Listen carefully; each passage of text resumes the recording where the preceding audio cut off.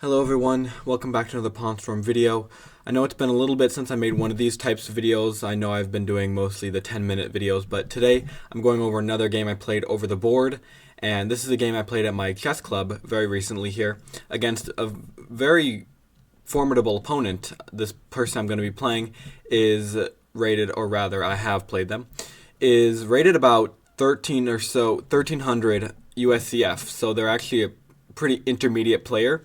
And this is a rapid game. It was actually an untimed game that I played against them, but I'm excited to show you, and let's get into it.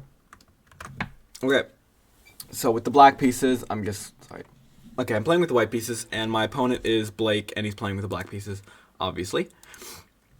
And if you know me, I'm a d4 player all the way. I do it d4 stuff. If it has d4 in the name, I'm probably going to do it. But here I decide to switch it up because in all of my games I've ever played against this guy online or over the board, the position is this, and it will always be this. It's a d4 and it's a King's Indian defense with black. I don't like that. I get tired of that. I get tired of playing the same thing over and over. So I decide in a rare moment to play e4, which I know it's surprising. You can hate me for it. I don't remember I honestly do not remember the last time I played e4 in an OTB game, but here I did because I wanted to play something different that I have not played in a while. So I played e4 and my opponent goes d6. He told me before the game that against e4, he usually plays the perk defense, which is what he played here. So I played knight to f3, knight c3. He played perk defense, which is it's like a King's Indian defense, but with d6 here. And he goes c6. Okay, and right out of the gate here, I'm thinking of ways to open the center, possibly, with a pawn move. Also, I want to bring the dark square bishop out, castle, obviously. But first I go h3. I just don't want the light square bishop going there, or the knight going to g4. So after this, obviously, both of us are ready to castle, but he wanted to strike with an early move, so he goes b5, attacking the bishop. I slide my bishop back. I could go to b3, but I like d3 better, just for the vision of the center and stuff like that. So I go d3, and he goes b4, which is always something that you have to expect when you play even the move b5. So I go knight to e2. For obvious reasons, I'm not going to go knight to a4, So I go knight to e2, and we have castles, and now we have bishop to a6.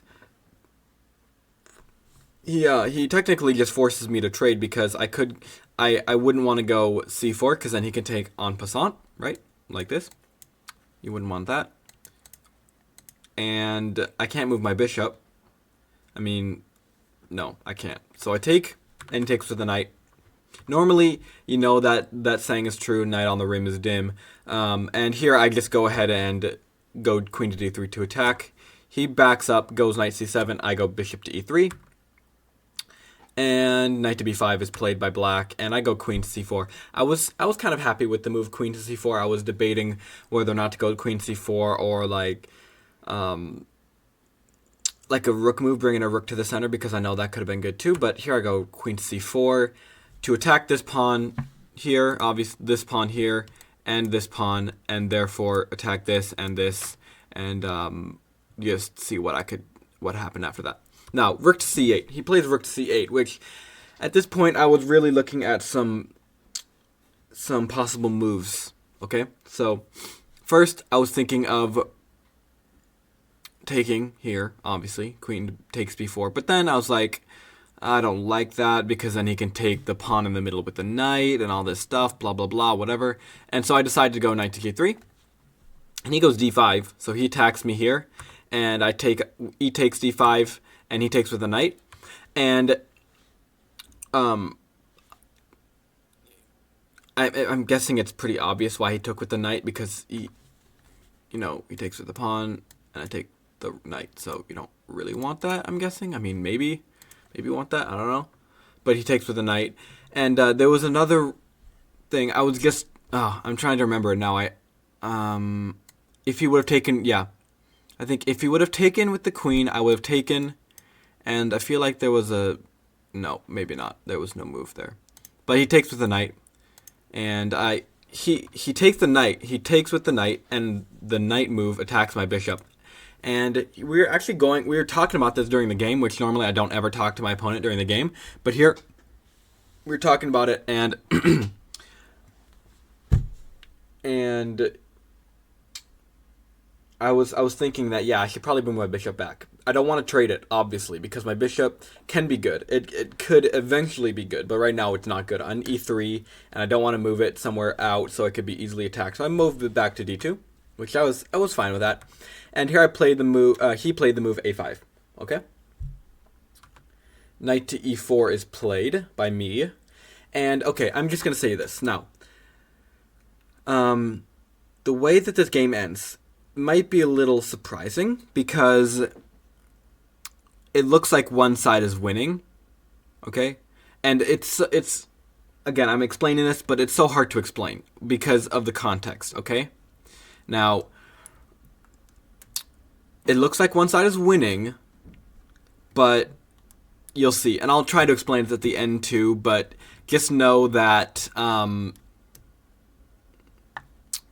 it's so hard to explain, but anyway, I'll tell you at the end. Okay, now knight to e4. Wait till the end, though, because you will want to miss this, or you will... Bro, I just totally botched that delivery there. Bleep that out. I guess you will want to miss it, because I just said it myself. No, you don't want to miss this, okay, because... It's a surprising twist at the end, so get ready. Yeah. Knight to d6. Okay, so he attacks my queen and the knight. I take the knight. And we trade. I go rook to e1. Now e6. Okay. He didn't even have to go e6. He just did, though. That's fine. Rook a d1. And here he attacks my queen. And here I have options. Okay. First option is he's attack. Okay, look. So he's attacking. After this move does a couple things. Not only does it attack, it also opens up the queen, and now the bishop are both attacking, right? So like the bishop sees all these squares, right? Sees all those squares, right? But primarily it sees that one. So once the knight moved, it attacks those pieces attack the pawn. So options, right? Option 1, I could go here to defend the pawn. Okay? Option 2, I can go here. Okay, I chose option 2. Now, the reason I chose option 2 is because even if he takes, I can trade, and I can take this pawn. Okay? Right? Makes sense. I hope. If it doesn't, too bad. Watch it back again, you'll see. c5. Now, c5 is where I saw the game might be turning a little bit in my favor, because it just didn't look right. Okay, let me just show you. c5, I takes with the rook.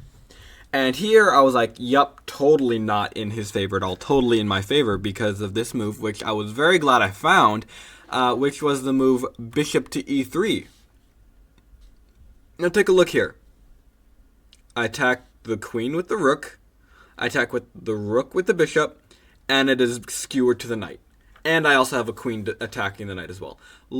Just look at that. That's a nice position right there. Yeah? It's a pretty nice position, man. And here the only way to save his really big pieces is to go rook to d5. Okay, I trade, and I take the knight. Looking back, probably would have wanted to take with the queen. Okay, just maybe would have wanted to take with the queen, but now that I say that, I'm glad I didn't, because I take on b6, he takes here, and then I take here, and yeah, he brings the rook to attack my bishop, but I mean, I'm a piece up, so all I gotta do is be careful and not make too many risks. Okay, I go c3, which I was glad I found that move. That was a nice move, and he plays queen to f4, and it's around these times, it's around this point in the game where I am remembering how much let me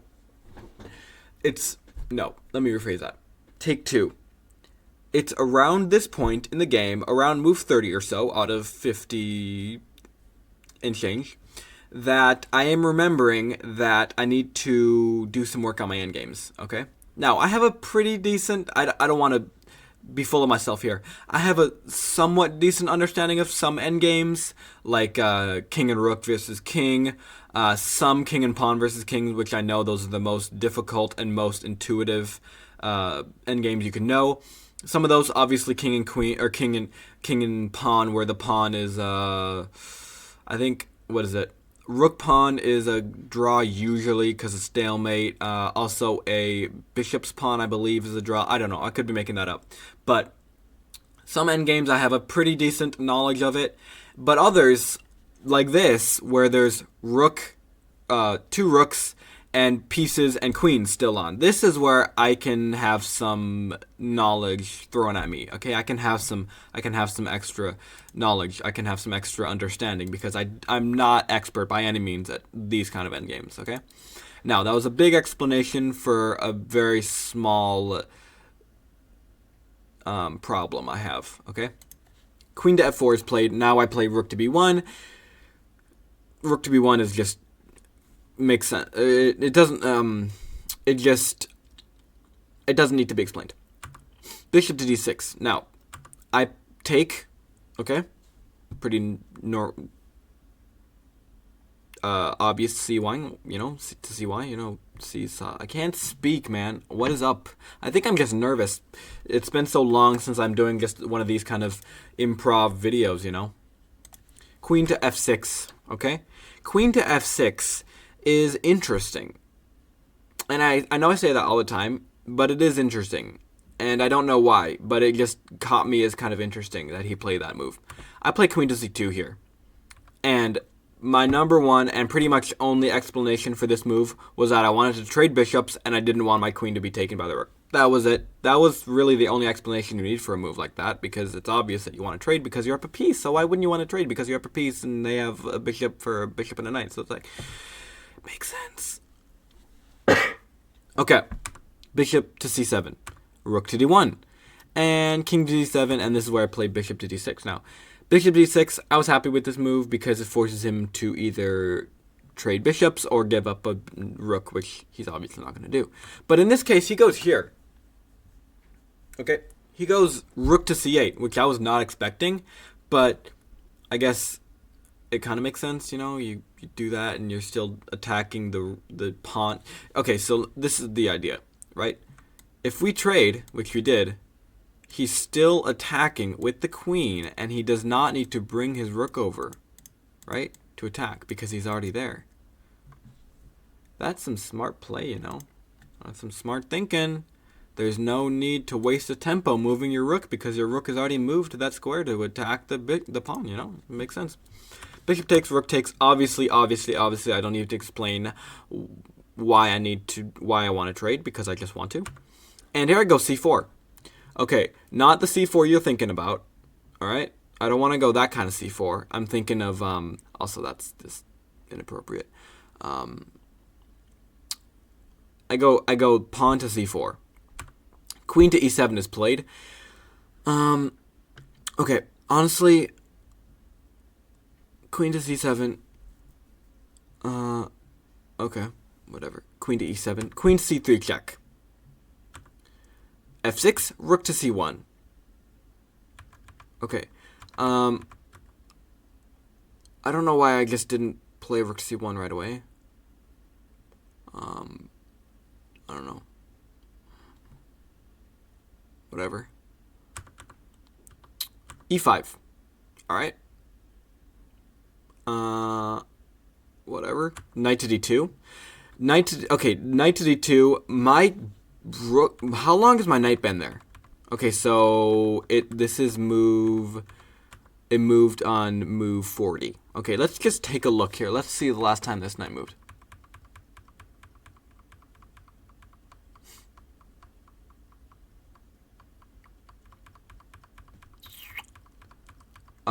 Knight to f3 was here from move 2. I think I beat the world record. Maybe I beat the world record for the longest time a piece has been on a square before moving it. This is move 2, and I didn't move it until move 40. That's pretty good, guys. I mean, I don't even know if... Did I even move my king at all until here? Yeah. I mean, that's just normal. But, like, I mean, just look. The knight was looking on during the whole battle and didn't move until move 40. Look at that. I didn't have a use for him until move 40 is another way to interpret that. Queen to c5. I go knight to b3. Obvious reasons. Queen to a3. I had a couple of ideas. Idea 1, do nothing because everything is fine. Idea 2 was attack something. And idea 3 was to give away all my pieces. I was originally going for idea 3 because I just wanted to end the game in a fun way. But here I just decided to go with idea 2, which is attack something. So I go rook to a1. I go queen to d6. Blake, rather, goes queen to d6. And I go g3. It's fine. It's whatever. Queen to e6. And...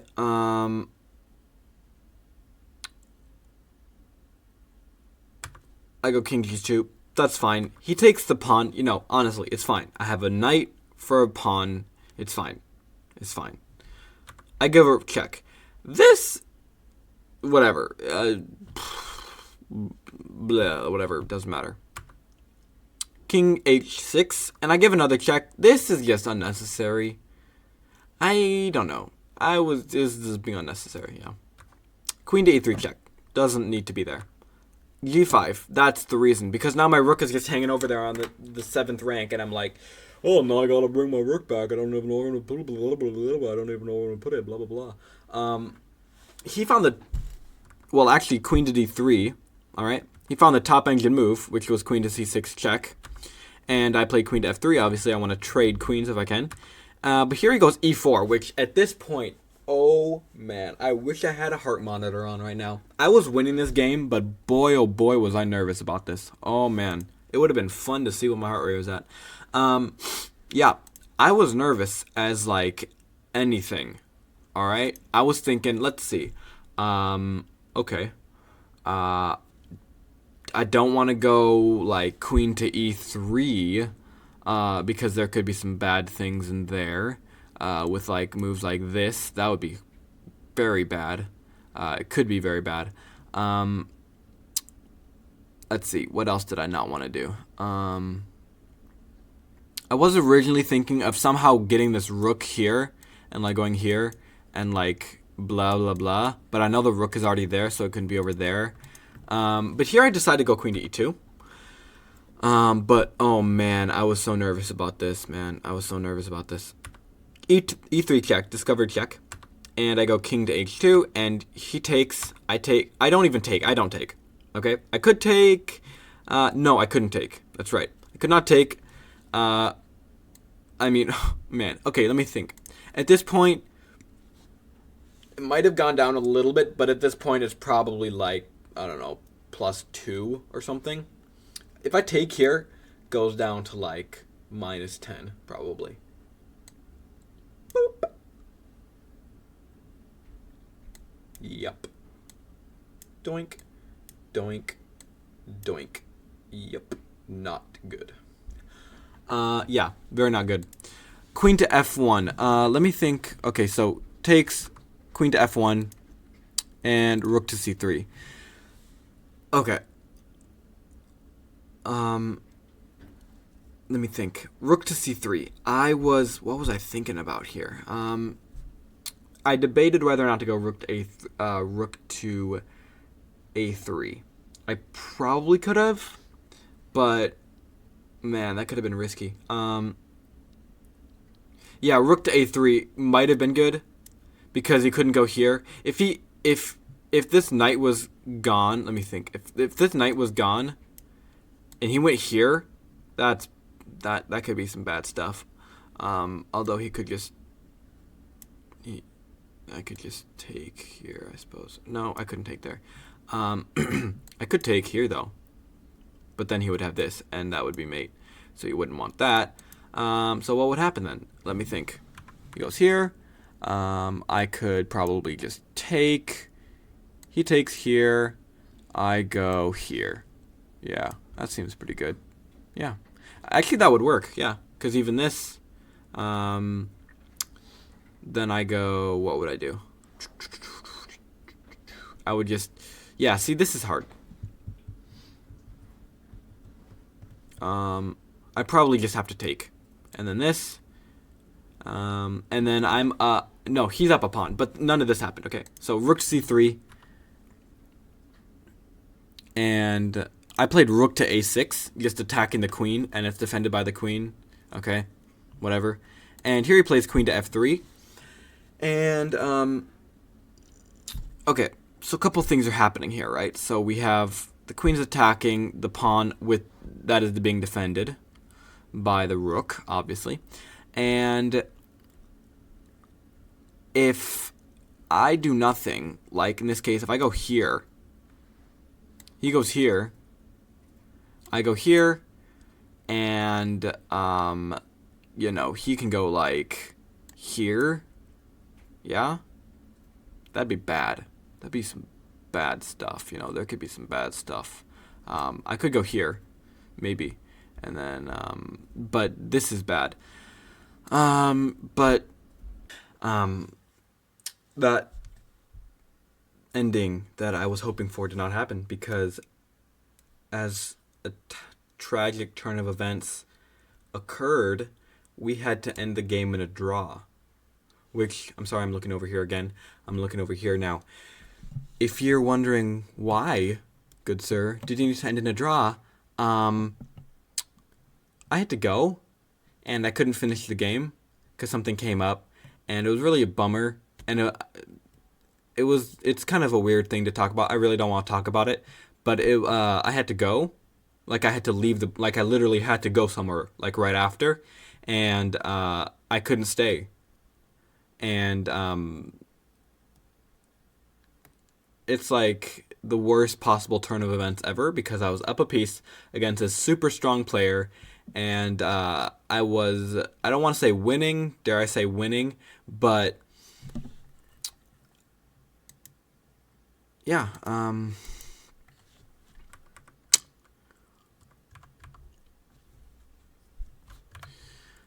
yeah, I had to call a draw, and we ended the game in a draw. So that was disappointing. And again, if you're confused why I did that, exactly like why I had to go, I hardly even know myself. Like, it was a bummer for me. But I hope you enjoyed this game, guys. If you want to see more games of, if you want to see more recaps of games I played recently online or over the board, I'll be having some new ones uploaded, I believe, pretty soon, so you guys can see that. And I'll see you all for the next video, most likely the next 10-minute openings video. Okay, that's going to be coming every week, hopefully. And yeah, I'll see you all for the next video. Thank you all for watching again.